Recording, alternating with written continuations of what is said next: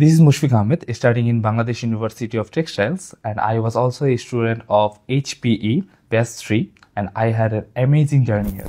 HP প্রোগ্রামের 12 সেশনে যখন আমির সেলিম স্যার বললেন একটা ফ্যাক্টরি বন্ধ হয়ে যাচ্ছে, বিভিন্ন ফ্যাক্টরি বুকিং আন্ডার বুকড, বিভিন্ন ফ্যাক্টরি এমপ্লয়ীদের বেতন দিতে পারছে না, তখন আমি মেইনলি লিঙ্ক করতে পারি আমার একাডেমিক লেসন বা একাডেমিকগুলো কীভাবে ফ্যাক্টরির সাথে রিলেটেড।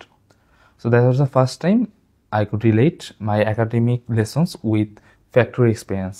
পাশাপাশি ওনার যে এক্সপ্লেনেশনগুলো ছিল, এই প্রবলেমগুলোকে উনি যেভাবে অ্যাড্রেস করছিল বা এগুলোর সলিউশন যেভাবে দিচ্ছিল উনি, এগুলো আমার কাছে অনেক জেনেরিক লাগছিল এবং আমার কাছে মনে হয়েছে এগুলোর মাধ্যমে অনেক কিছু আমি জানতে পারছি এবং আমি আমার ফিউচার লাইফে কী কী এক্সপেক্ট করতে পারি বা একটা ফ্যাক্টরিতে গিয়ে আমার ফিউচার লাইফ কেমন হবে এ সম্বন্ধে আমি একটা ধারণা পেয়েছি ভালো। As a under graduate student আমার এগুলোর যদিও আমার একাডেমিক নলেজ ছিল, বাট আমি কখনো এটা ফ্যাক্টরিতে কীভাবে ইম্প্যাক্ট পড়ে বা এগুলোর কী কী আউটকাম হতে পারে বা কী কী এগুলোর রিফ্লেকশন কীরকম আসে ফ্যাক্টরিতে, এগুলো আমার জানা ছিল না।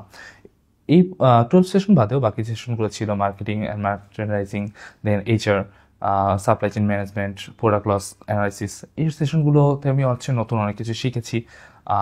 ফ্যাক্টরির পার্সপেক্টিভ থেকে ফ্যাক্টরি কীভাবে চিন্তা করে এগুলো সম্বন্ধে আমি জেনেছি।